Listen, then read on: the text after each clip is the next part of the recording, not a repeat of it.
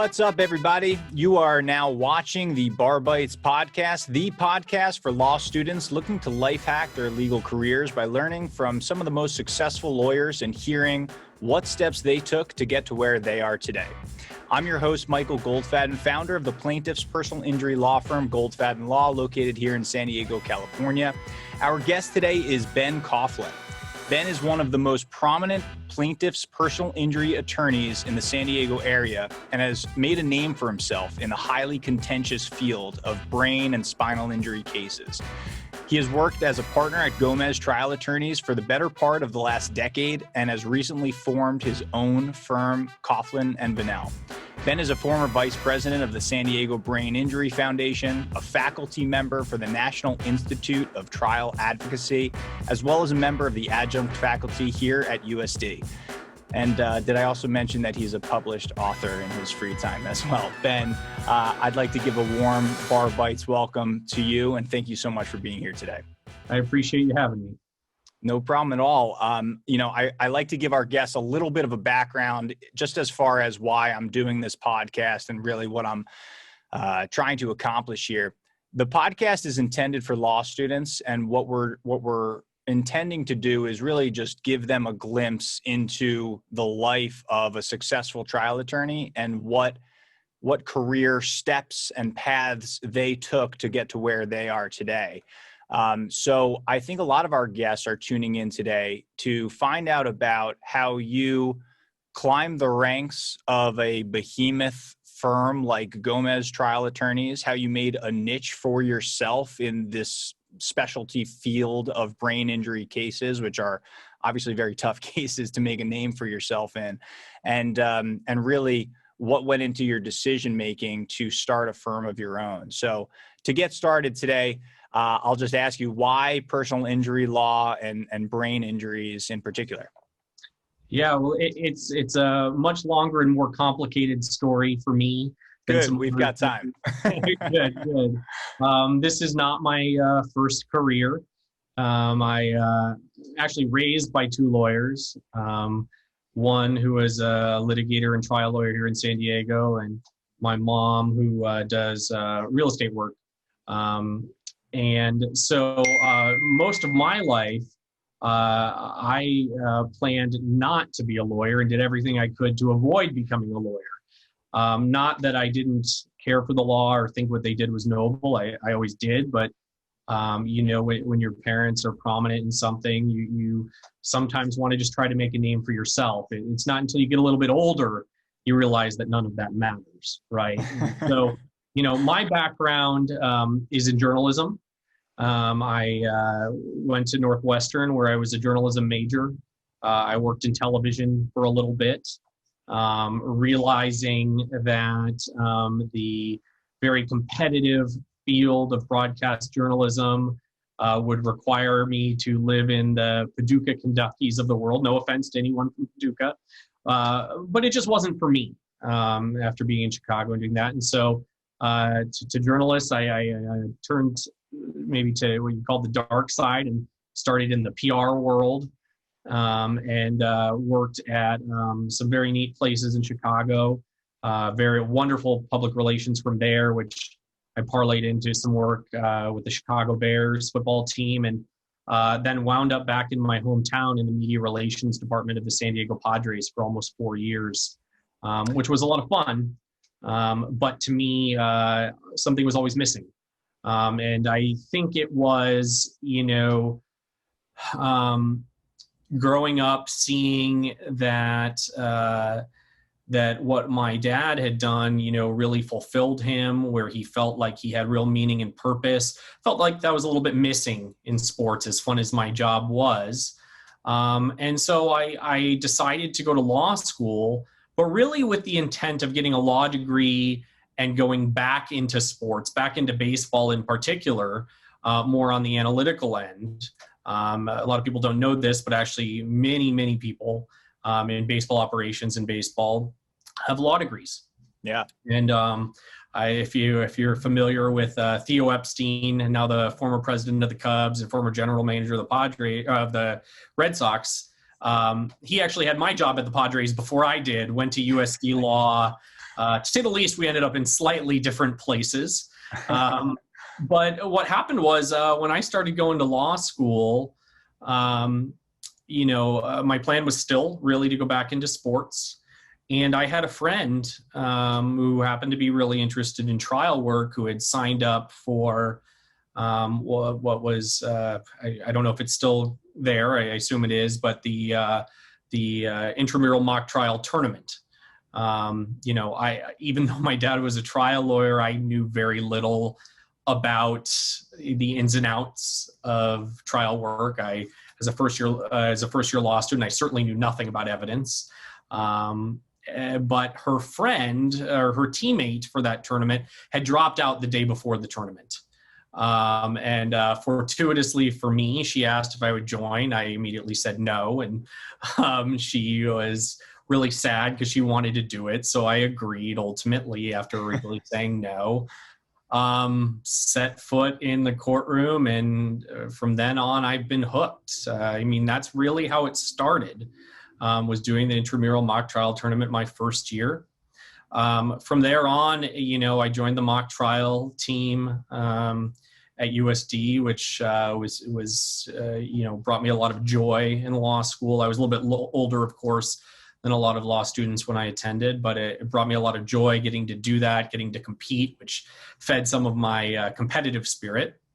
And I was lucky enough to get a job with the legendary Bob Grimes, legendary criminal defense attorney here in San Diego, and his daughter Dana Grimes, also a USD grad and one of the finest trial lawyers practicing in San Diego today, hired me after my first year of law school. And I ended up getting to be part of trials with them, major criminal trials in San Diego while still in law school. And I just, kept falling more and more in love with the courtroom. After that, I I went to my dad and I said, I really like criminal defense, and I think that's what I want to do, but I should try civil litigation. I'm a first-year law student. I didn't know what that meant. At that Wait, time. you didn't have it all figured out? No. And, I tell my students now, there is no necessity whatsoever to figure these things out early. But, I went to him and I said, maybe I should try civil just to make sure I don't like it. Civil being like, to me, that it made sense. And, of course, my dad looks at me sideways. Well, any specifics more you can give me than that? And all I said was, I want to try cases. And he said, well, then you got to go work for John Gomez. I said, oh, well, do you know him? Do you have any connections? And he didn't, and I went back to Dana Grimes and I was telling her this story, which I thought was funny. And she happened to know John, called him for me, and I was in his office for an interview the next day. So, wow. It's one of those things where in life, and I tell my students at USD Law now, luck is not a bad thing. Being connected is not a bad thing. The mistake you make is not allowing yourself to be in the community where you can meet these people that can help you. And I'm sure we can talk more about that later, but ultimately, I went there to Gomez originally, still thinking I'd go back to criminal defense. Right from the very beginning, I got to work on some very high profile, complicated injury cases. And anyone who does this knows that pretty quickly you see that every day you go to work and you're helping people. Yeah. And I don't think there's many other areas of law you get to do that in. And so getting to see that I got to work with real people, getting to help real people, often going through the toughest times of their lives, and try cases on top of that, I knew within a week that's what I wanted to do with my life. Wow. And so it was that quick for me. I've, that's what, almost 10 years ago now. And here I am. I now have my own firm. I'm, working on cases with my partner and best friend, and it doesn't get a whole lot better than this. For a living, I get to come to work and help people. And that's really as simple as it gets. Yeah. It's when you find something you love, grab onto it. That's it's an interesting path that you've taken, and I can speak from coming from a family of attorneys as well. My father practiced personal injury law in New Jersey for about 35 years before retiring a few years ago. My sister does personal injury law in New York, so I know exactly what you're talking about, where you come from a background where this is a life that you can have if you want it, but you kind of want to see if there's something else out there and make a name for yourself first. You've given us a lot to unpack, Ben, and I want to just bring you back to a couple of things that I think that you said that were super interesting. First off, the marketing job or the media relations job that you had with the Padres. How did you get into that? And it's a very unique background to come from this journalism major that you had at Northwestern, and then this media relations job that you had at the Padres. What was that transition like when you went from media relations into law, and really what sparked the transition? Yeah, it is obviously you're two very different careers. But I think I had a massive advantage going into law school, quite honestly. And I often when people come to me and ask if they should attend law school or if they're thinking about it, I respond that for me, law school, I didn't find to be overly difficult or overly stressful. Why I think is that's that? because I had life experience. I think it made a big difference having had to fend for myself for 5-6 years before I went back to law school, supporting myself, living on my own, being outside the bubble of college. I think that was a huge advantage for me going into law school because I just treated law school like a job.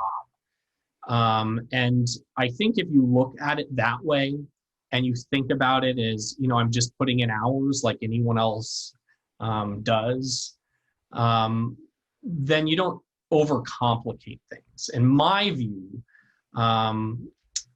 from seeing a lot of how my friends handled law school, how I TA'd in law school too, how a lot of my students back then, and then now a lot of my students as a faculty member at USD handle law school, is that they are stressed because they overcomplicate things.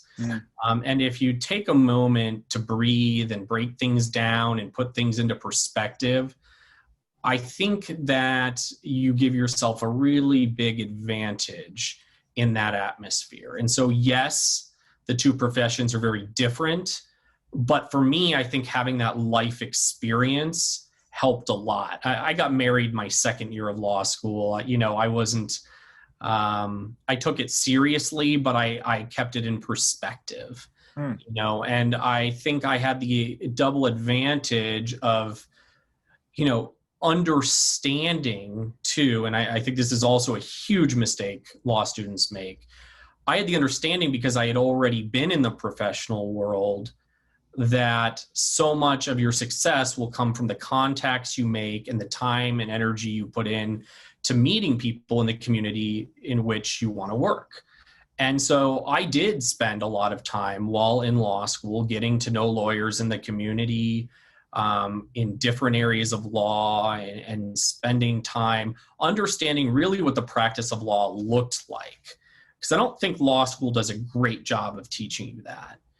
And that, to me, I think kind of with, as I already discussed, having a decent perspective on what law school is, those combined, I think made law school a little bit easier for me than for some, and made that transition from a different career a little bit easier.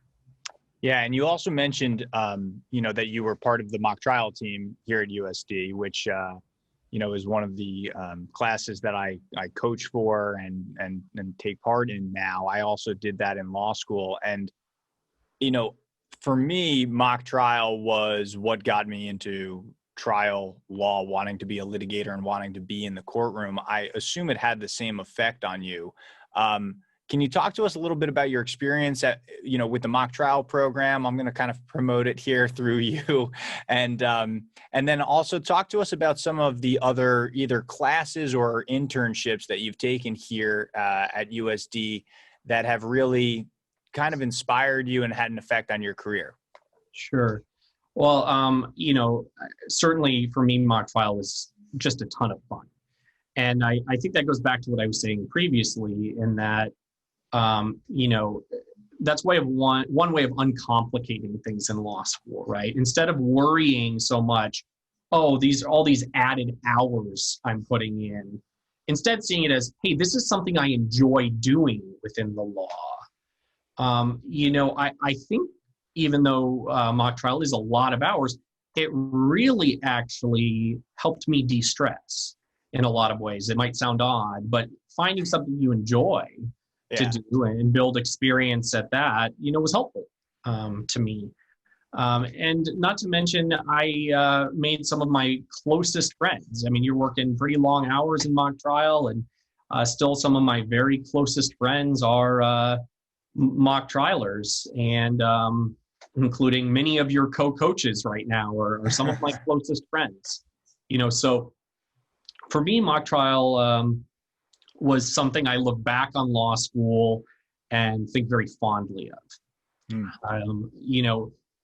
Does it prepare you to try your first case when you leave school? Definitely not. I don't think that's the purpose of it, though. And how so? I mean, what is it about real trial work that's different? Because I've actually heard competing theories on this. When we had BB Fell on, for example, she said that she was surprised to learn just how similar actual trial was in terms of its raw components, right? Like how to conduct a cross-examination or a direct exam or give an opening statement.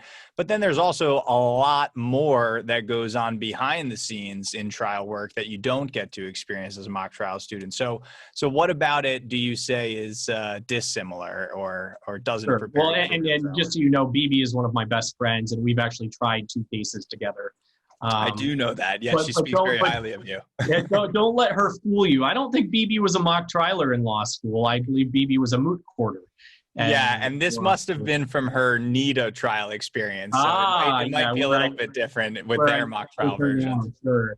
I mean, I think certainly learning the basics of trial, it's very helpful for that, right? Learning how to ask leading questions, learning what an opening statement, closing argument should look like. And it certainly has a ton of value. I think the things that are certainly dissimilar, of course, are in the mock trial world, you're living in a closed world. And in real life that doesn't exist. And I can tell you some really scary stories about things you learn in the middle of trial that send your blood pressure through the roof that you don't have to worry about in a mock trial. And, understanding, I think too, and I have seen this with some of the people I used to do mock trial with too, that wound up trying cases afterwards, and I don't think this is because of a lack of coaching or teaching. I think it's because you're living in a closed world with a closed file. Is that you don't learn, I think, the most important aspect of trial work, which is storytelling to me. And I say that in a much broader sense than just telling a story. I'm talking about telling a story that 12 people, 12 strangers sitting in a box can understand and relate to, and learning how to do that. I think comes with 2 things. To be really great at it, I should say. And BB is really great at this, by the way. And that is, 1, understanding that the people you're speaking with do not come from the same background as you. And so their life experiences are different. And so they are interpreting your words differently than you might mean them. Whereas in mock trial, you are being judged by other lawyers and judges. Okay, that's number 1. The second thing is, I think in mock trial, the goal is to score points, right? And to do that, you want to follow a certain rubric to a certain extent. Where in real trial, to me, the greatest trial lawyers are those who have an ability to be themselves and to express the story they are trying to convey through a believable and understandable way. And it can't be forced. And I think that is just something, one, that some people have and some people don't, but two, that you still need to spend an extraordinary amount of time working on. And I don't think the law school setting allows for that necessarily.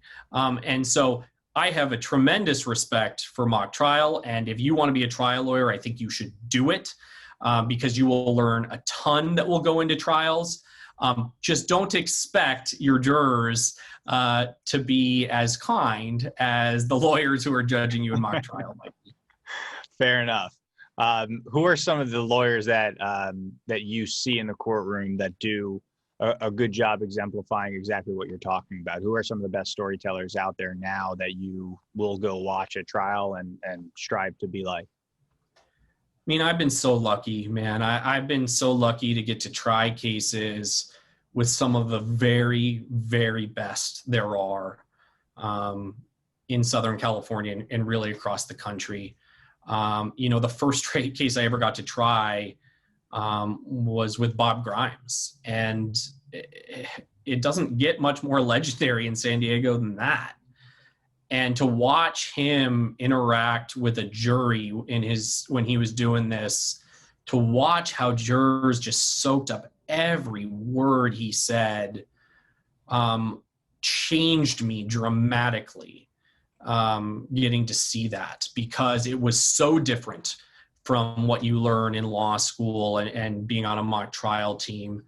And it's so much more about communication and interpretation. And to me, seeing someone that could be that genuine and speak with that much kindness while defending someone who had been accused of some pretty horrible crimes, was almost a miracle to me to see the first time I saw it.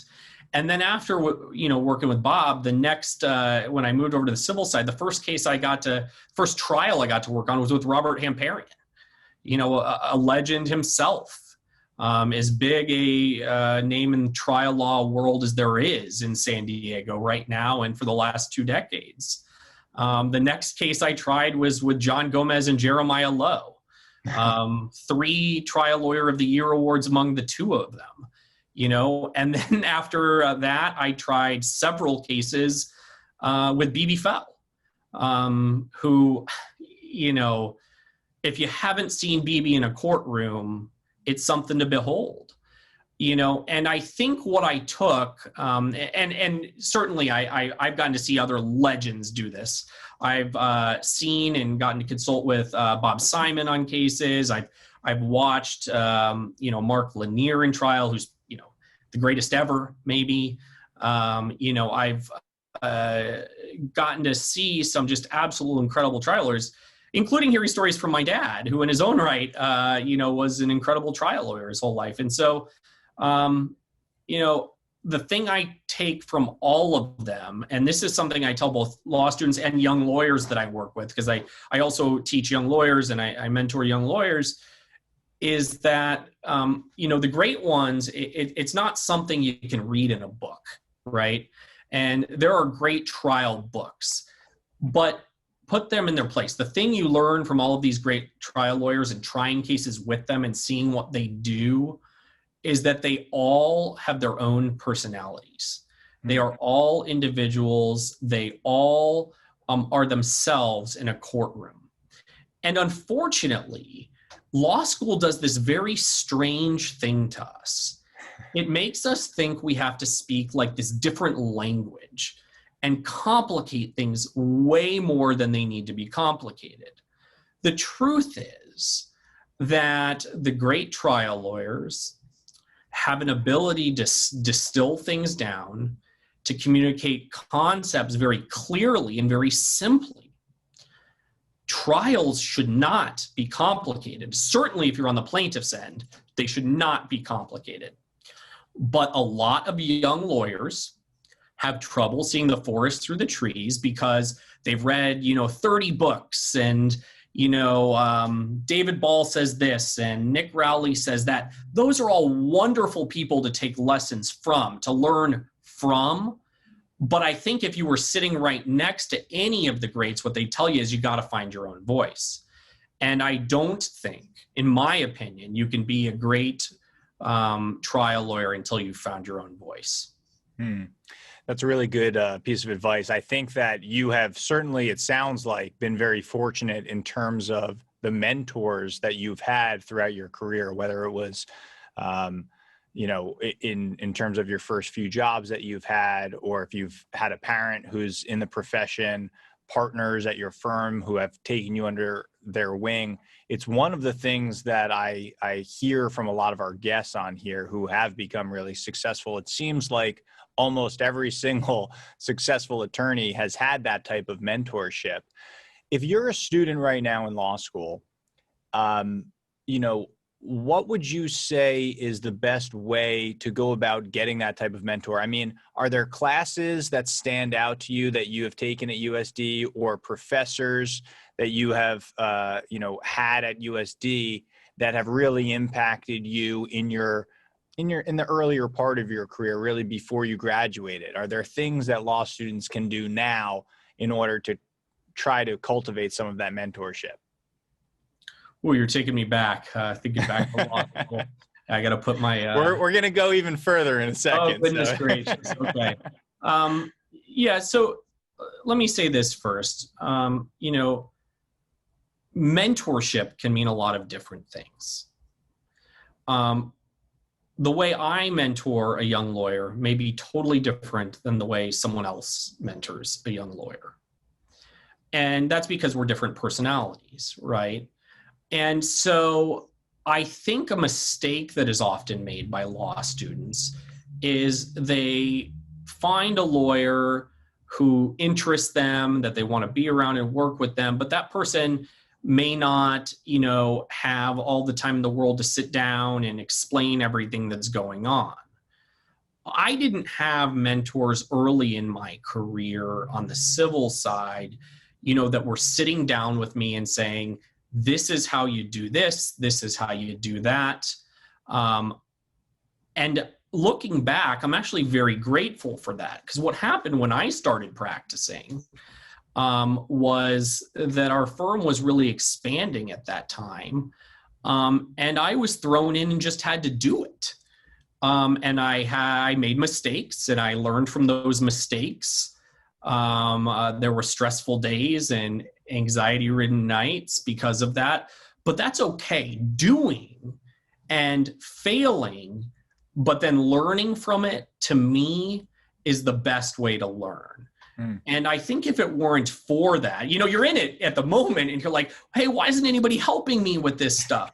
But now looking back, I think that's the greatest gift anyone gave me. I had great people surrounding me, but I think I was lucky that there was enough trust in me very early on that was capable enough to just handle things. And so that, I was forced to learn how to put the case together from the very beginning. I will also say, I think I was very fortunate when I passed the bar, again, years ago. I had been working on a large brain injury case at the time, as, I guess what you call it, a post-bar law clerk is what they call it. And the case was coming right up to trial. And I was actually in the middle of a 3.5-month trial in Riverside when I got my bar results. Wow. And I think the results come out on a Friday. Is that right? Friday? Yeah, they like to torture the law students that way, just either making or hurting the rest of their weekend. Right. That's right. Okay. So I had gotten my results on a Friday night. And in fact, We had my best friend was getting married in Chicago. I had left Riverside Friday morning because we were dark, flown to Chicago for the wedding on Saturday, and was planning to fly back to Riverside for trial on Sunday. And so I got my results while I was in Chicago at my friend's rehearsal dinner. I immediately after, shedding a few happy tears, called Jeremiah Lowe and John Gomez, who I was trying the case with, and told them I had passed. And to my surprise, they said, "Okay, great, you have the first witness on Monday." And that was true. I flew back to Riverside. They had the trial judge swear me in. Wow. And my first thing I ever did in a trial was the direct examination of our expert economist. That was my introduction to being a lawyer. And so I say that because I think, one, it demonstrates that just doing it helps you learn. But two, as a lawyer, I actually saw trials before I ever did depots, before I ever did discovery on my own, and so I think that seeing that big picture and how it comes together before, I went into the, nitty gritty day-to-day practice of law was a massive advantage for me. And I think I just got lucky, again, with that. In terms of like great mentors or classes in law school, I think USD offers certainly a lot of great classes and there's a lot of great professors. My legal writing professor really stood out for me, still does. I still, every year or so shoot her an email thanking her, Wendy Garawal. And I know she's still there. She was just a big influence on me. And it was actually her first year teaching was my first year of law school. Oh, cool. And I just always have felt very grateful to her for any number of things, not only because she was a great teacher, but, one thing she did in our legal research and writing class, and I think that, again, is often missed in law school, is she spent a lot of time when we would learn concepts or learn cases or learn law, explain to us how that worked in actual practice. And I think for any young lawyers out there right now, first, second, third, fourth year lawyers, I hear them constantly say, the practice of law is just completely different than law school. And that's right. It is. And I don't know when or if that'll ever be fixed. But I think the funny part to me is that so many people are still surprised by that. Right. And so, I think combining, that experience I got right away, with good teachers and other people in the legal community who have been so gracious to me throughout my career, who have always, and I try to do the same thing because of it, said, look, if you have questions, pick up the phone and call. And that's another little lesson for law students and young lawyers. You don't always have to reinvent the wheel. Okay. If you have people that you can count on and mentors that want you to learn and help, sometimes it's a little easier just to ask the question. And I think that's a mistake a lot of people make. Yeah. And Ben, you actually mentioned something that I think is so important that is lost on a lot of law students. It's that ability to see the forest for the trees, right? And the experience that you had in the beginning of your career, actually getting to try a case and seeing what it looks like at the finish line, I think really helps with every other aspect of being a lawyer, right? Because 99% of the time you're not in trial, right? Even if you're at a very highly litigious law firm, you're spending most of that time either preparing for trial or doing all of the things necessary just to get you to that finish line. And, I think it's great. One of the classes that they teach here at USD now is this experiential advocacy practicum that I don't know if they had when you were a student here. No, but I'm an adjunct to the class right now. There you go. And I think I may have even taught with you for it one time with some overlap there. But I think it's a great class because it really does show a law student from their first semester of their 1L year, what to do, how to do a client intake, how to conduct a cross-examination or do a closing argument. And I think those skills that you and I maybe got while we were in mock trial, a lot of students don't have that opportunity. And I love the fact that this school in particular is sort of pushing that on students to say, hey. Linda Lane was a friend of mine who I knew from teaching at NITA. And when she told me that she was planning to start that class, I just thought it was such a terrific idea because I think it is necessary for any number of reasons, even people that don't want to litigate, even people that don't want to be lawyers. The way law school is taught, you don't really know what it's like to be a lawyer. And no, that class doesn't teach you everything, but it gives you some perspective. And so I think it's a tremendously important class. It's why I agreed to teach it. And I think the law students now that are getting that, because I certainly didn't, are very, very lucky to have that class. Yeah, I would have to agree. And it's interesting to see how when a student takes a deposition, let's say as a 1L, you kind of lose sight or you don't really necessarily even know what it is until you're then in trial and realizing that, oh, that deposition, that thing that I took however many months ago is going to play an important part and role in my direct or cross-examination here. So I think it's fantastic. Ben, let me just take you back a little bit further because it seems like you are obviously a well-educated guy. You've got a background where you went to college at Northwestern. You practice a pretty complicated area of the law. Have you always been a good student? I mean, what would your teachers say about you back in elementary school or high school? I like the euphemistic language you are using. You're asking me if I'm a nerd.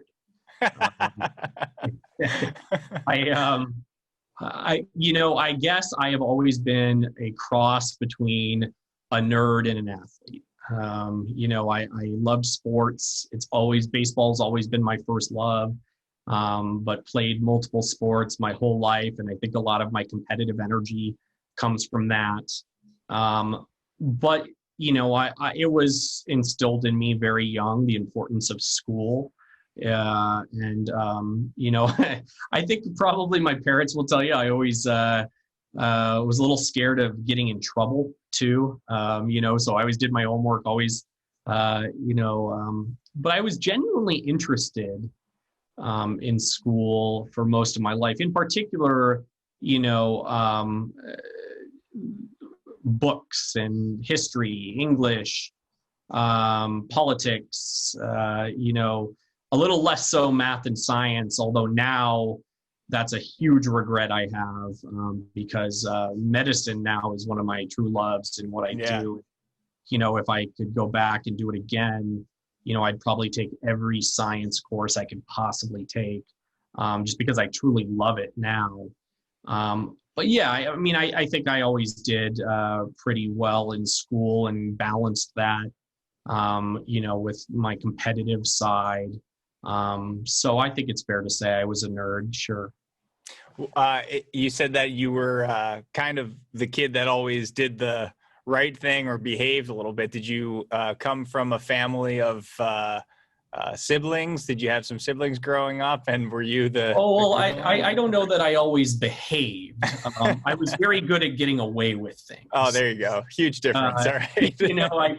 That's being the trial lawyer's son, I guess. Right. I had a healthy fear of authority, let's say, at a younger age. But I had my moments, certainly, and.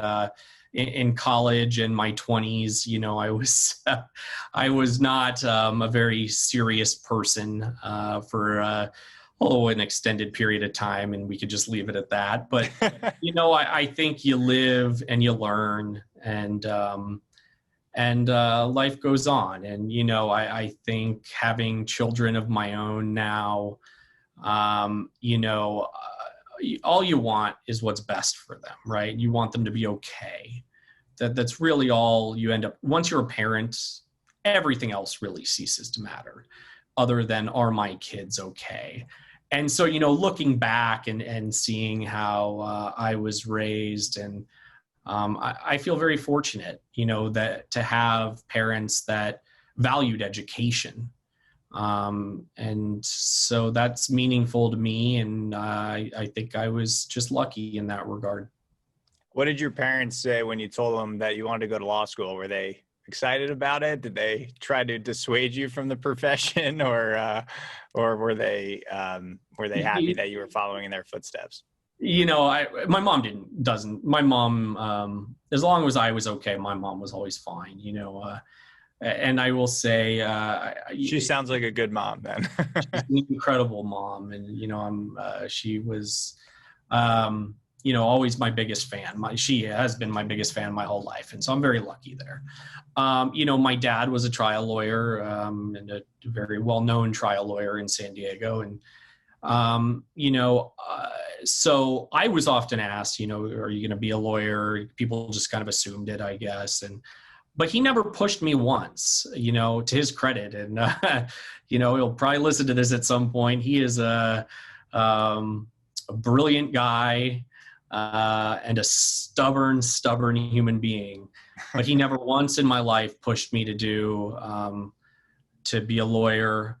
He never once pushed me to do anything I didn't want to do. And I think he was very proud that, I went the journalism route and, worked at the Padres. And I do remember actually when I told him I had decided to go to law school, it was actually at a Padres game. And I didn't know how he was going to take it, quite honestly. It's funny to look back. It's so long ago now, but I didn't know how he was going to take it. And he was, I think, happy, but, I don't think in a way that it was because he wanted me to do it. I think he was happy because I seemed happy about it. And so again, it's just a lucky place to be. And, throughout law school, I would, there were a few professors, Sean Martin, I'm looking at you, who would pick on me because of who my dad was. But he never, he never overstepped when I was in law school. If I had questions, I could go to him, but he never pushed anything on me. He and I certainly disagreed on a lot of things, and that was fine. But I think more than anything, he was just a good resource to have. What do you think lies in store for your two kids, or Jack and Mackenzie, right? Mm-hmm. Man, what do you think? Are they the third generation lawyers of San Diego? You think that they'll go that same route, or do you? It's so funny, I think before they were born, I'd have told you, if someone asked, do you want your kids to be a lawyer? I'd probably say, no. The stress is a lot. I want them to do something less stressful. The truth is now, I want them to do whatever makes them happy. I want them to do whatever gives them fulfillment. And if that's the law, or if that's anything else, that's perfectly fine with me. I said what I meant earlier, or I meant what I said earlier, which is, that you just want your kids to be okay. And, I think if they are doing something that makes them happy and gives them fulfillment, I will be just fine. That's a good answer. That's the right answer, by the way. One thing I'll tell you, about parenting, there are no right answers. With a toddler, I learned that the hard way every single day.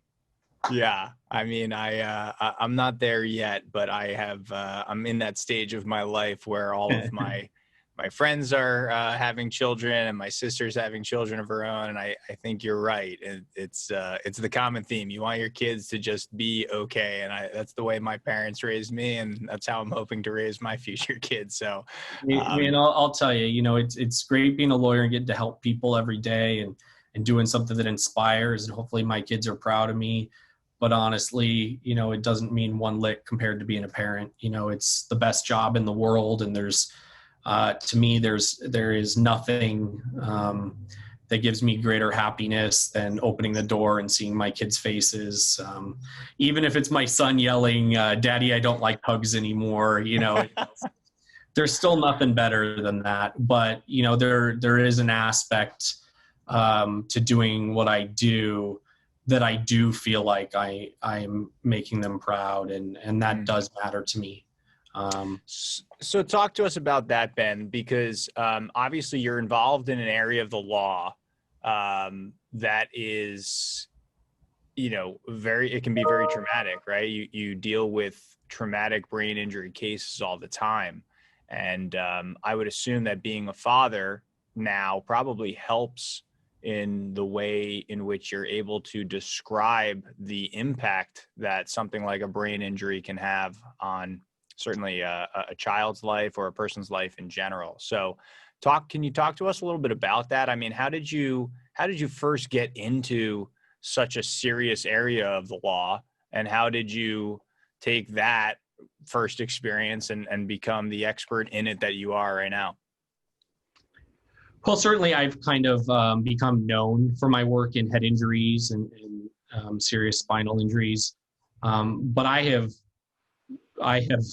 litigated and tried all sorts of different kinds of injury cases. I've done everything from toxic exposures to medical malpractices, you know, to major construction accidents, and everything from, you know, pinky fingers to broken backs, to brain bleeds, to deaths. And so, you know, you see a lot in what we do, certainly. And it can stay with you, and it can stick with you, right? And it can be traumatic as well.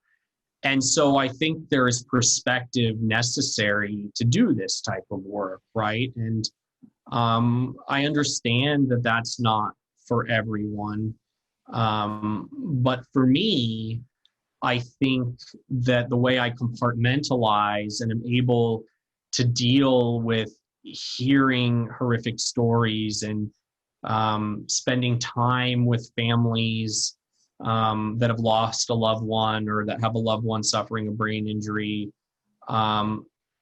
is that I take the time to really understand that we are all our own people. We are all our own individuals, and we all handle and deal with things differently. And so, yes, that can be difficult at times, but the way you compartmentalize it is to realize that this is a job very few people get to do.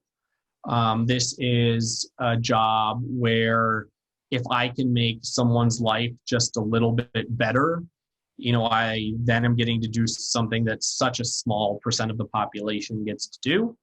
And if I can make a living doing that, you know, there's really not a whole lot better. And the truth is, and the reason I've started my firm, why Casey and I started this firm, is actually spending time with the families, spending time with the victims is our favorite part of what we do. And that may not be true for everyone, but for me, the thing I've realized in, you know, doing this for a decade is that in order to tell someone's story, you have to know them. And I don't mean go spend a little bit of time at their home and, you know, see where, you know, they, you know, eat their dinner and, you know, what books they're reading. I mean, spend time, get to know someone, understand how they are comprehending their own injury, understand the impact it had on their life, not by a doctor writing down the injury, not by a life care planner telling you the things they can't do, but by that person showing you, hey, this is what my life used to be, and this is my life now. I love that aspect of my job. I feel a particular gratitude that people allow me into their lives to learn about them and to get to tell their story. And I feel an incredible amount of gratitude for the trust people put in me to do that. And so when you realize that someone is, trusting you to tell their story and to explain to people who are literally paid to want to not give them what they deserve, then you can put a lot of pressure on yourself, sure, but you also realize that what we do is tremendously important. And that there's not a day that goes by that I don't think about that. And every time someone lets me into their life and spend time with them, I thank them for that, because yes, even though it's my job, it's still a lot for a person who's gone through a traumatic event to let someone in, right? So I know that only answered part of your question. I think the other part of your question was about how I kind of formed this, subspecialty, I guess you'd call it, or become known for, handling a lot of serious brain injury cases. Yeah. And Ben, if I can jump in, I don't mean to compartmentalize your practice, because obviously you have achieved success in a wide area of the law in many different practice areas of personal injury, which is impressive in and of itself. But you have certainly made a name for yourself in the Southern California area, if not the greater surrounding area, with this subspecialty that we're talking about with these brain injury cases. Like you're saying, you, I believe, took part in a trial that I watched down here with Bob Simon, where he consulted with you on a pretty serious brain injury case. You are regarded as an attorney that many other successful attorneys look to for advice in this particular field. And so without pigeonholing you into that as your only practice area, which is not what I mean at all, I think there's something to be said about doing that, right? Our field of personal injury law it's a feeding frenzy for a lot of solo practitioner attorneys, for a lot of people in this congested market of trying to make a name for themselves. So, it can't have just been luck. And I know that that we mentioned that, you may have had a few cases in the beginning of your career, but it takes a special type of person to be presented with an opportunity and to turn it into something more. So, how did you go from that first case that you had with a brain injury and really take it to that next level?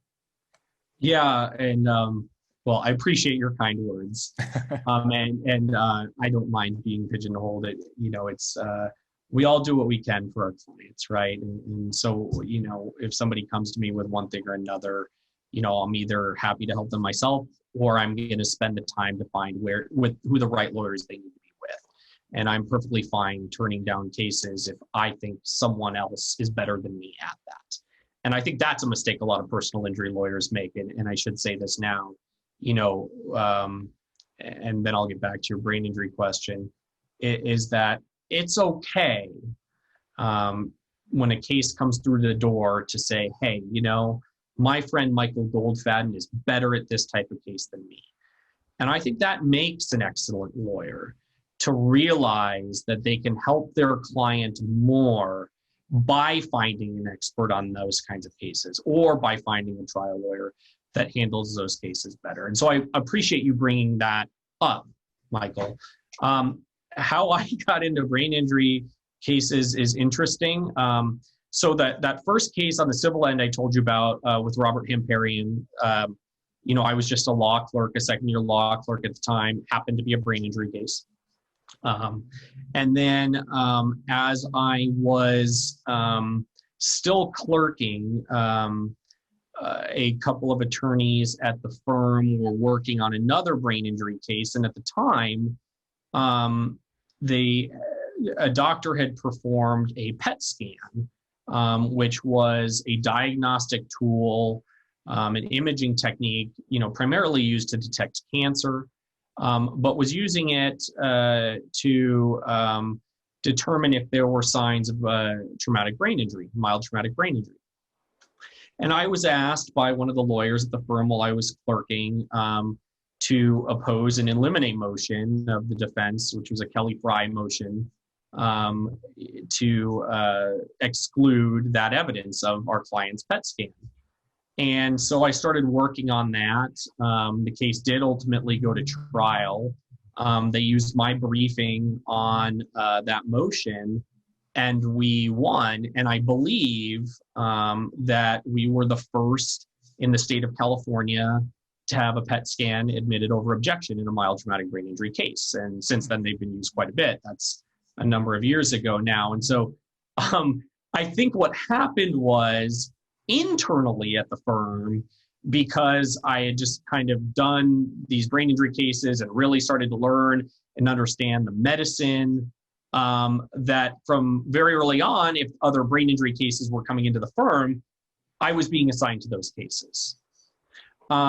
And what I did on my end that hopefully is helpful to your students or others listening is that I ran with that in the sense that I treated it, and it was actually through a doctor friend that, I had a conversation. I don't know if I was already a lawyer or not, or still clerking at the time, but I was sitting outside a courtroom preparing this doctor for his testimony in trial.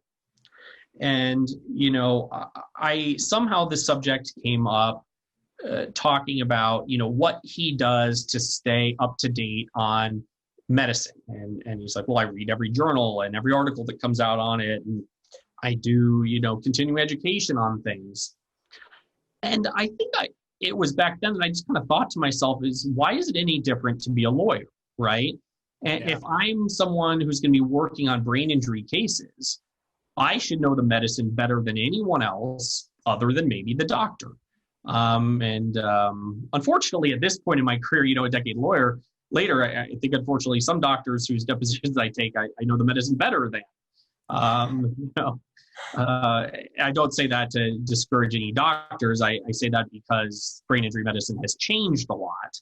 And I spend an enormous amount of time keeping an up-to-date library on medicine. And so that's how it started was, internally, I was getting brought in on these cases. In my free time, I was reading every single thing I could about the brain, about the spine, about the nervous system, understand. And you got to remember, this is someone who probably hadn't taken a science class since high school, learning and trying to do all of this. And so I started doing stuff online and finding everything I could. And, and so as I was doing more and more cases, it's kind of like the practice of law, right? You go in, you learn your first year, how to case cite and how to do IRAC and all of that. Well, it was no different. I learned how to speak brain injury. And so when doctors would call me to talk about my clients, I was understanding it better and better and better. Multiply that times 10 years, and that's been every day for me. And,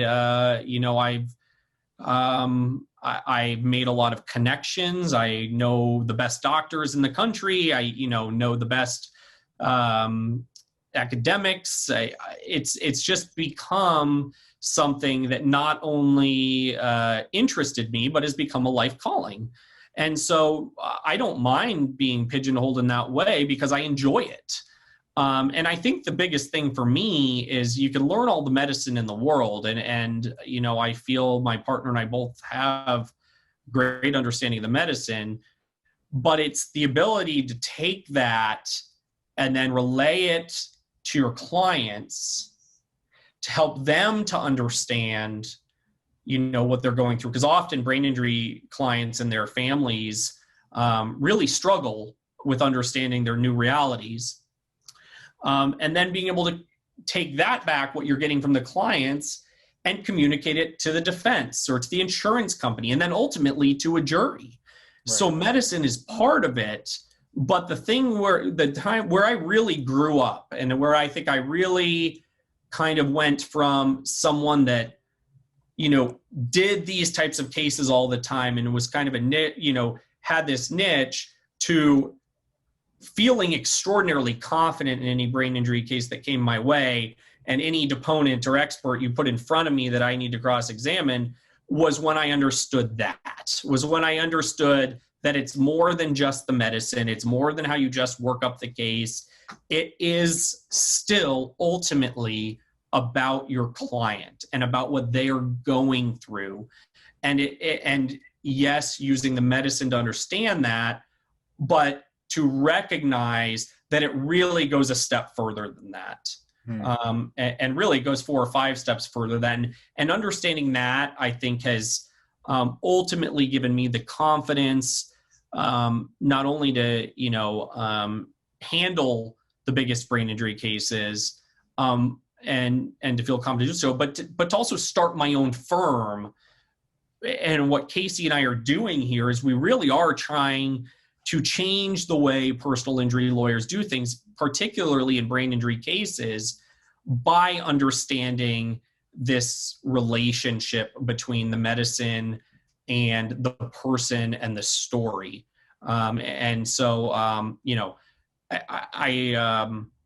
It's been an adventure, and it's been a lot of learning and education, but it's also been self-growth that have got me, long story longer to answer your question about how I got, in this niche.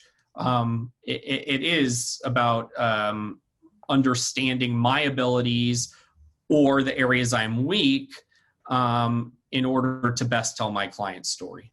It's such a great point that you make, Ben, because there's a reason why we have continuing legal education classes that we're required to take every year, right? That this profession is constantly changing, and likewise, doctors have to take CME credits, continuing medical education credits.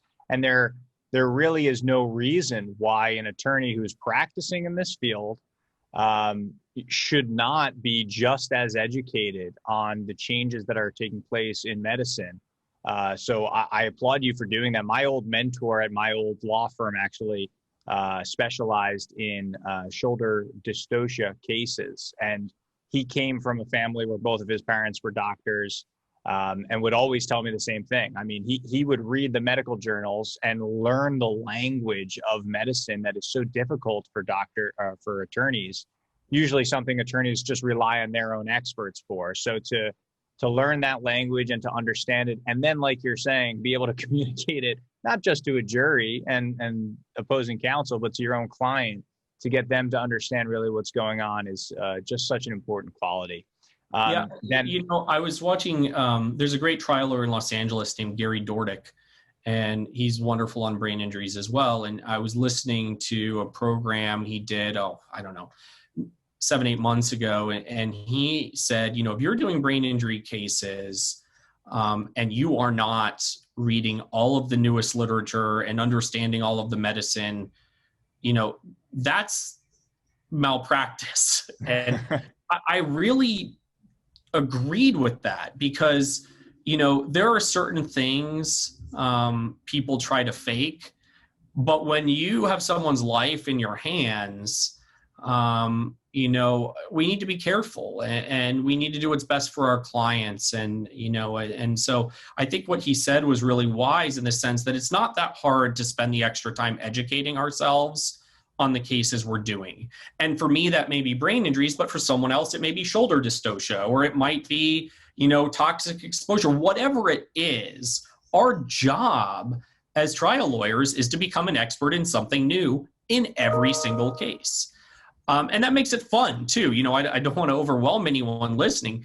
That's kind of the fun part, right? Yeah. I did a case where it involved, them using dynamite to blow up the ground to build homes, right? And a rock flew and hit my client. But we became experts on geology and physics and explosions. You know, it's also the really cool part about being a litigator. You get to just become an expert in something new all the time, and that's really fun. Right. Yeah, that's fantastic. I mean, it's probably nice not only for our law students to hear, but for a lot of attorneys who have gone out and either started their own thing or are not at a firm like the first few firms that you worked at, where you have all of these exciting cases. A lot of attorneys end up doing rear-end car collision cases, right? Or at least personal injury attorneys.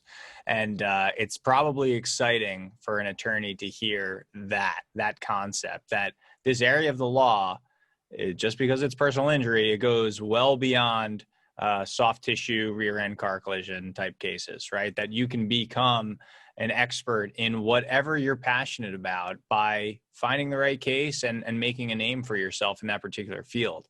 Then I want to just get to something that you mentioned as well, where you know, you were a partner at Gomez and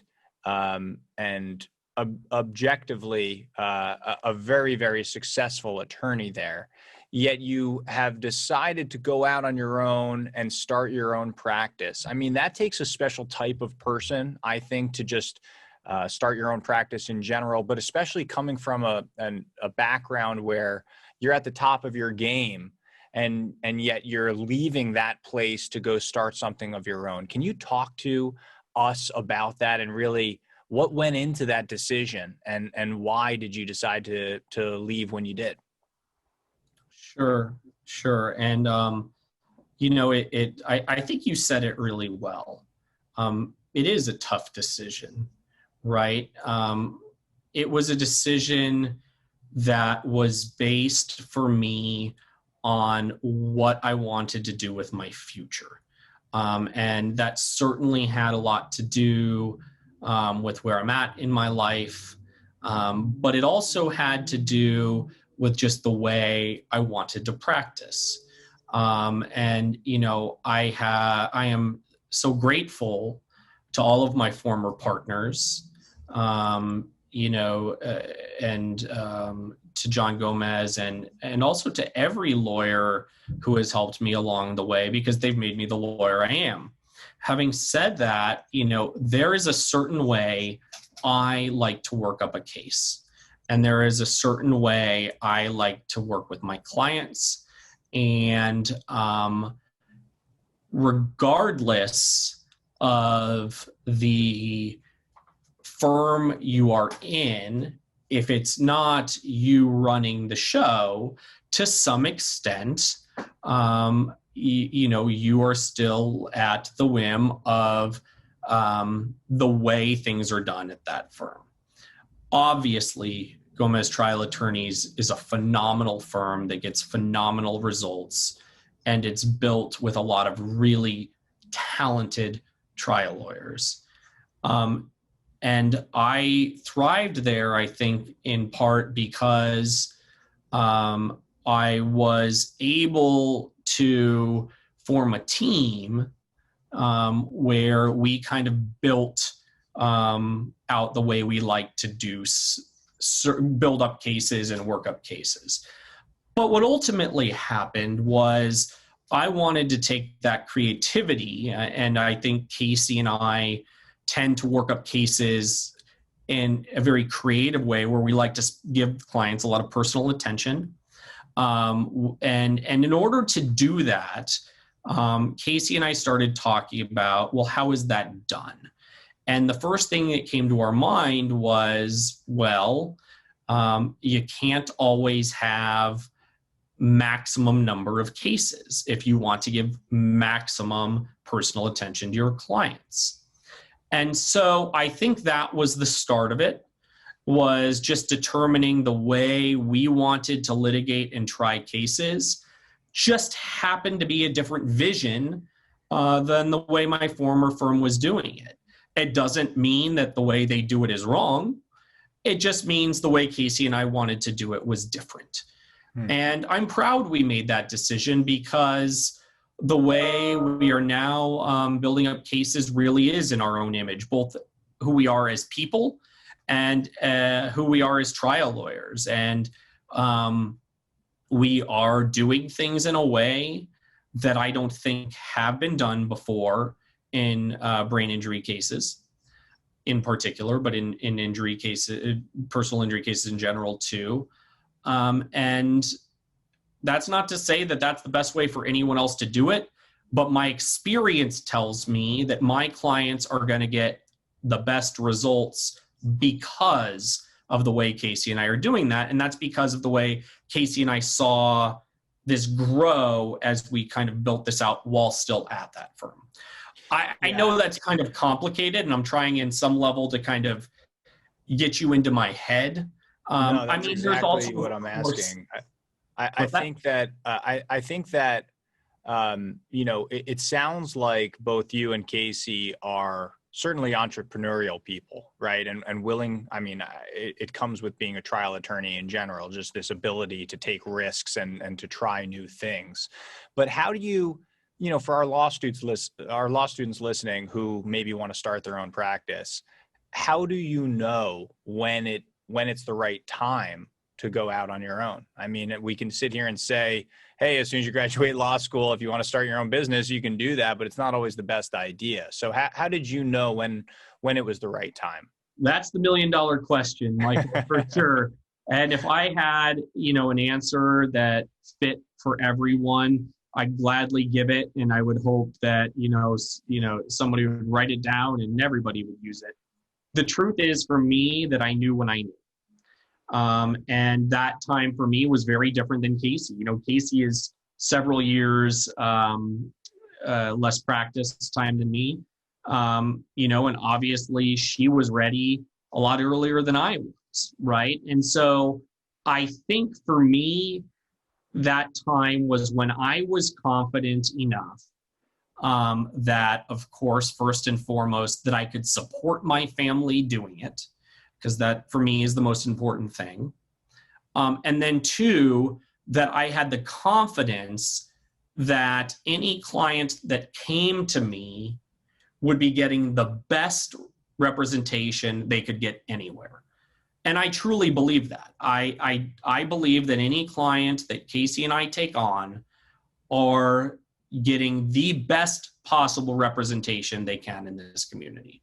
If I didn't think that, I wouldn't take the case. And so to me, I needed to get to that point and have that confidence in knowing that before I could have gone out and started my own firm. Because if you look at the oath we take as lawyers, and if you look at the responsibilities we have to the rule of law, our job is to work on behalf of other people. And if I'm going to work on behalf of other people, and I think someone else could do it better, then why in the world am I doing it? I am not giving my client the best representation possible. Then I am a big enough man to say they should go somewhere else. So for me, it took me getting to that place where I thought, you know, if someone came to me, I can better represent them than anywhere else they can go. It's not to say I'm a better attorney than anyone else. It's simply to say that I had the confidence in myself and in Casey and what we built to believe that in my heart. And that is also the reason that when cases come in that I could handle, but that I think someone else may be better suited to give that client the best representation, I refer those cases out. And that was part of starting this firm too, in all honesty, is that, you know, there might be cases that at my former firm we would have kept, but now I can say, because I get to decide and Casey gets to decide together, hey, you know what? You're better off with Michael, or you're better off with BB Fell, or you're better off with Andrew Chavinsky, you know, and that's okay to admit that as a lawyer. And so that's ultimately how I got to that point. But I think that for everybody, it's going to be different. Like I said, when you know, that's what it took for me. Well, then let me ask you this question, Ben, because I think it naturally flows from that. If you are ready when you're ready, because you're actually one of the first or only guests I think that I've had on who has started his own firm immediately by forming a partnership. So how do you choose the right partner, and what attributes in particular does Casey embody that you decided this is going to be something that works really well for me and together? The two most compassionate people I know in my life are my wife, Kathleen, and my partner, Casey. That's why I chose Casey. It's really as simple as that. To be great at this, you must be compassionate. And so I met Casey when she was actually volunteering at the National Institute for Trial Advocacy. I told you earlier, law students don't get out there and just do stuff enough. She was like a gopher. Basically, that's what she did. Go for coffee, go give this to someone, and she was volunteering to do that so that she could be around great lawyers and judges. Well, anyone who knows Casey, it takes you about 3 seconds to be impressed. And so I met her while she was doing that. I was, in my 5th, 6th year, I don't know, something like that. And it was just so apparent how intelligent she was, how much she cared about people. I mean, even just to the point how much she cared that this event where she was a volunteer went off without a hitch, right? And so I said to her, after a few days, I said, I think she was at the time, must have been a 2nd-year law student. I said, what do you want to do? What do you care about? And I remember her telling me a story about her dad. And her dad, if you don't know, is a renowned journalist, now for USA Today, formerly for the Arizona Republic. And she talked about how much truth mattered to her and to her family. I'll never forget that. It sticks out in my mind. I can't even remember what we were talking about. But you're hearing this person who was very young. She had gone from college to law school, but just well beyond her years, talking about truth in such a compassionate way that you just couldn't help be impressed. And I went to some of the other instructors and I said, who is this? And everybody, all of them just said, I know, isn't she incredible? And so I actually went up to her and started saying, hey, do you have law clerk applications out? What do you want to do? Kind of just teasing around, kind of hoping she'd ask me if we were hiring. And she, at the time, had just gotten a job with the U.S. Attorney's Office. And if you don't, Casey also was at the very top of her class at USD. She said, but I don't have anything, I don't know if it was the fall or summer. I don't remember what semester it was. I said, well, I do the clerk hiring at my firm. Would you be interested in applying? And I couldn't tell if she was excited or not at first. She later told me she really was.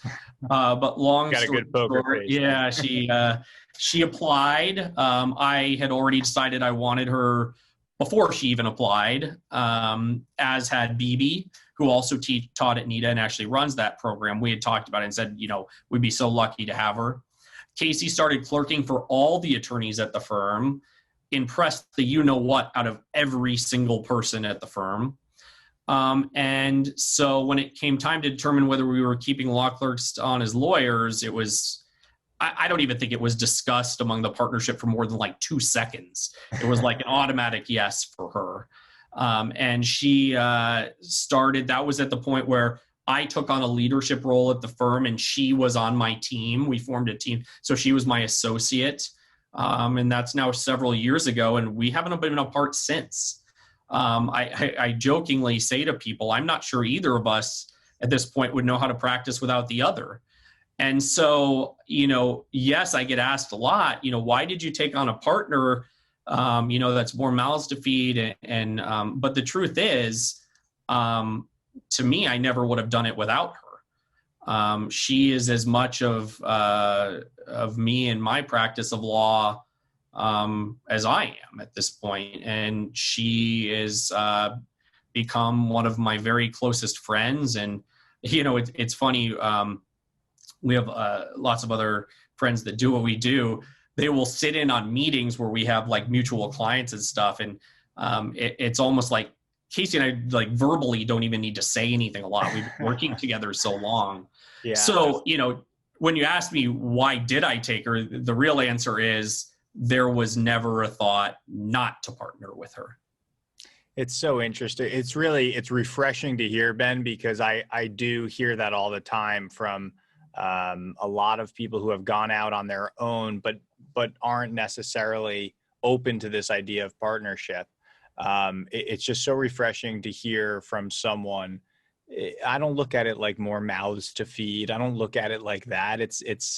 I see my version of the practice of law with this person, right? And hearing you describe her being compassionate and caring about clients, it's just, now I'm hearing you describe your partnership together. It just speaks volumes about your character as well. So, well, I'd also add that she's far smarter than me. A smart man. I mean, the truth is, people often, I get this question a lot, and you're an injury lawyer too. You probably get this question a lot.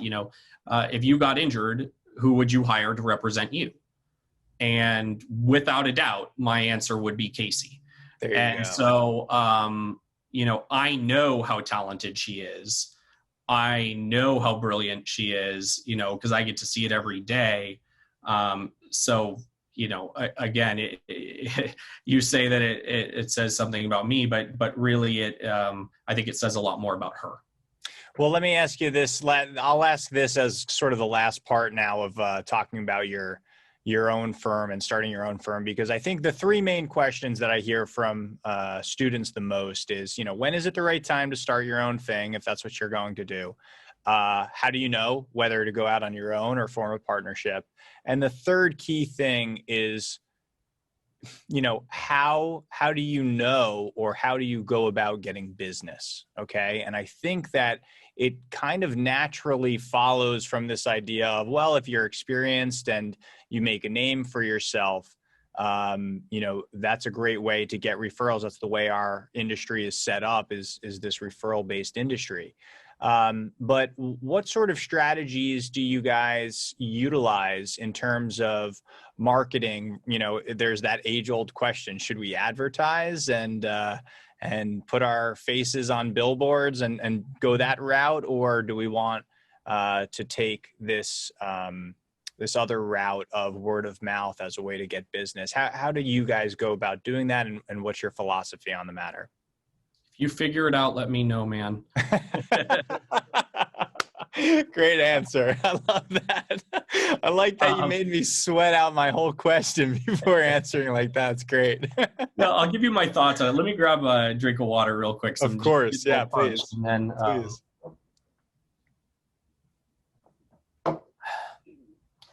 All right. So the question is, how do you bring in business, basically? And it's, that's definitely what keeps me up at night. There's no doubt. And so I think it really depends on what you want your firm to look like, if you're the person in charge of that. Casey and I, as we were planning out our firm, spent weeks thinking about that. My wife is a marketing professional and works with law firms, so we kind of have that built in, which is nice. And she's brilliant and told us all the mistakes we were making, and that was helpful as well, of course. But has also guided us, down the path of the best way to do things. And so, there's this constant balancing when you have your firm, and I'd say running any kind of business, between the money that you have, the money that you want, and how to get from one spot to the other, right? Do I risk money now to hopefully bring in money later, is kind of the basic question, right? And that's more my marketing background, my PR background saying that. What Casey and I did when we started our firm is we said, well, okay, that's not what we're going to focus on, because to us, at least initially, what is important is creating the image of who we want to be. And then on top of that, proving ourselves through that image. A lot of people, lawyers, can say that they're the greatest, or that they're the best at this or the best at that, but you got to go prove it. And Casey and I, as a new firm, very much wanted to create an image that we could back up with successes that we would have. And so for us, you know, in marketing and advertising, you can often, you know, if you really simplify, you can break things down into, there's two different paths, right? There's name recognition. How much does the outside world know you, right? So if you're Budweiser, right, people already know you, right? You're every commercial you do is not because people don't know Budweiser. They see a commercial and then they know Budweiser, right? And then there's this other aspect of it that's more about creating brand loyalty or building image, right? Casey and I decided that for us, you know, we're likely never going to be a big advertising firm. We're probably not going to be posting billboards and, you know, spending a fortune on SEO, because name recognition in the general public was not what we decided was important for us. What we decided was important for us was being really good at the things we say we're really good at. Right, and so this somewhat goes back to what we talked about earlier, you know, in the sense that, hey, you know, if we are going to do this, let's do it in our own image, in the way we want to build it, in the way we're really good at, so we can get the best results. And if we can market ourselves in that way, create this loyalty amongst a professional community and the legal community, and then prove ourselves and earn it, to us, that will bring in more of the types of cases we are looking for, okay? There is nothing, in my opinion, there's nothing wrong with advertising if that's what lawyers want to do. There's nothing wrong with being on billboards. There's nothing wrong with being on television if that's what you want to do. It just wasn't what we wanted to do. And so, you know, we spent a lot of time thinking about that. And so we have a marketing budget. You know, my wife won't tell me what that budget is. I just should. So my wife is also the better numbers person. That's where that joke comes from. But we spend a lot more time talking about the value of any marketing opportunity than how many eyeballs it's going to get in front of, right? Are we doing some sort of message? Are we creating some sort of message, whether it be online or wherever, that is portraying the image of us that we want out there in the world? If the answer is yes, then we're okay doing that. If the answer is no, then that's not an opportunity we move forward with. It's so true, and it's such an important thing for a young lawyer who is thinking about starting their own practice to think about, because, you know, lawyers, we have this stigma that we are not good business people, right? You're either a good lawyer or a good business person. So it's very refreshing, and it's nice to hear that there are law firms out there who are thinking about this strategically, right? Not just getting in over their head with caseload and, hey, just send us every single case that you can. You know, it seems like being very strategic about it. So I would hope that any people listening in would try to, copy a little bit of that strategy themselves. Ben, we're going to kind of move to the next part, or the end of our podcast here. I like to ask our guests about a couple of things, a couple questions that I think is just fun. It doesn't necessarily have to be about law, but what's next for you, and what are you most excited about that's coming up in the near future? Well, I think with COVID, having the courts open would be every lawyer's right answer right now. But let's take that aside, right? But man, I sure do miss the courtroom. No, what's next for me professionally certainly is seeing where this journey and this new firm takes us. And the first 4 months we were open, Casey was actually on maternity leave too. So she's only been back about 2 weeks. And, I will say the last 2 weeks have been the most fun since we started the firm, having our team back together. But yeah, just seeing where this adventure takes us and what's next for us, both in COVID world and beyond that. And I know it's kind of a generic answer, but it's the truth too.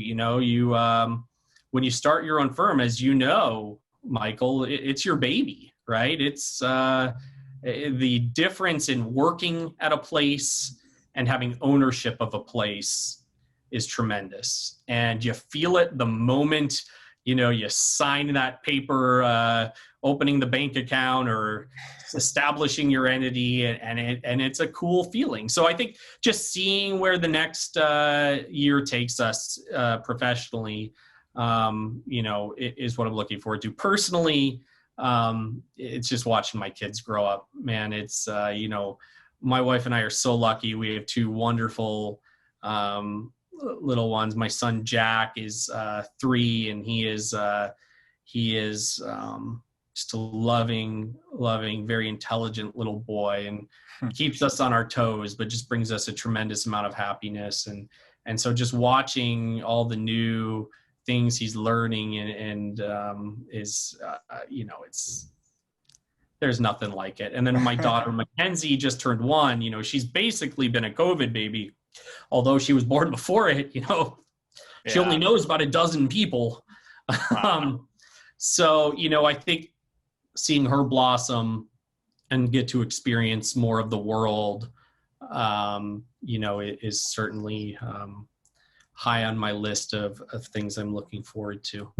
I love those 2 names, by the way. Jack and Mackenzie, I think, are awesome names. I've loved the name Jack in particular for a boy forever, and Mackenzie I only associate with good people that I know. So I love those names. Yeah, and congratulations to Casey as well, if she's listening in on this, for having her child. I don't know if it was her baby first. Luna.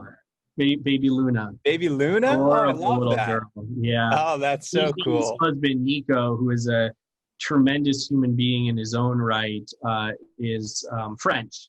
And Luna is, they wanted a name, as I understand it, and you'll have to talk to Casey about it further, that celebrated both of their backgrounds. And but Luna is such a sweet little girl, and she, of course she would be, because she comes from 2 amazing parents. Oh, that's awesome. Ben, how about books that you would recommend to any people listening in, whether they're legal books or if you're the type of lawyer who just reads enough for his profession, anything non-legal that you would recommend, or audiobooks or podcasts, whatever is your fancy that you would recommend for our guests? Well, like I said earlier, I'm a pretty big nerd, so I love to read. And my particular areas of interest, I guess, surprise, happen to be in neurosciences and cognitive behavior and stuff like that. So I won't bore you with any of those. One book that really I think for anyone in the legal profession, or anyone that has a business or is in a management role, that really changed my life. And honest to goodness, I think it really should be mandatory reading for just about anyone, is Give and Take by Adam Grant. You can also see him on a TED Talk, but Give and Take is a book that really spoke to me. It's a study about how very successful people. He basically breaks down people into three categories in the professional world: givers, takers, and then this kind of middle group, which takes up the most. And that being a giver, someone that helps others, but does so not because they're expecting anything back, but because they genuinely want to help and because they want to see the growth of their industry, actually creates a lot more long-term success. And I don't want to give away the whole book, but for me, that it's a book that really changed the way I looked at a lot of things and kind of supported a way that I already felt about the world, but I thought wouldn't get me very far. And so to see it put down in writing was, special. And so I just think it's something everyone should read, Give and Take by Adam Grant. In terms of legal books, I mentioned earlier that I am a huge proponent of reading whatever you can get your hands on, but taking nothing too seriously, okay? Because we're all our own people, and you're not going to be Nick Rowley just by reading Running with the Bulls. You're not going to be David Ball just by reading Damages. These are lawyers who have spent years and years trying cases and are phenomenal because they can be themselves in a courtroom. And so while I'm happy to give you a couple, I say it with the caveat of take bits and pieces of everything, but figure out how it works for you in your style and the way you litigate and try cases. And so the two for me, I already mentioned one, but as a plaintiff's lawyer, David Ball's Damages is the Bible to me. And there's a lot of stuff that's been written since it, but I think for any new lawyer, especially in this profession, it's just an absolute must. And then for me, there's a great book on cross-examination. It's called Cross-Examination by Terrence McCarthy. He's a former federal defender in Chicago. And it's a book to me that actually taught me a lot more than just about how to cross-examine. It's only about this thick. So it's a quick read, but I've read it probably 15, 20 times. I take lessons from it into depositions, into discovery I do, into trial. And so it's one of those things where even though it's about cross-examination, to me, it ended up being more about how to communicate. And so for trial lawyers, those are the two I'd recommend. Yeah, I say that these books are for our listeners, but if you can't tell, I'm just taking some notes as you're as you're giving them to me, because I selfishly want to read some of these books as well. That Give and Take book by Grant sounds. Pick it up today. You won't put it down. I'm telling you, it's a life changer. Yeah, that sounds fantastic. And I actually, the last guest that I had on recommended a book that I have since read and finished before having you on. So I certainly will read that. Ben, where can people find you? Are you on Instagram, Facebook, Twitter? Do you want to give us a telephone number or your Sure. or your website that people can reach out? Sure. So the website is www.sandiegolawyers.com. Real easy. Fantastic website. We were excited to get that one. Our office phone number is 619-436-1990. I am on Facebook and Instagram. We have 3 different ways to find me. Of course, my personal pages, just Ben Coughlan. Then we have our firm page, Coughlan and Vinel, on both. And then I keep a separate profile on both Instagram and Facebook called Concussion Counsel, where I talk about brain injury cases, brain injury, new medicine. I post stuff to help other lawyers, doing those types of cases. My belief, like I said earlier, is, in this community, we should all be helping each other. It should not be competitive. We're all out for the same thing. And so if any lawyer needs help, they're always welcome to call me, whether it's about brain injuries or it's about, just coming out of law school and working cases. Even if you're in law school, I'm happy to talk to you. I'm happy to help, and as is Casey, and we built our firm on that basis.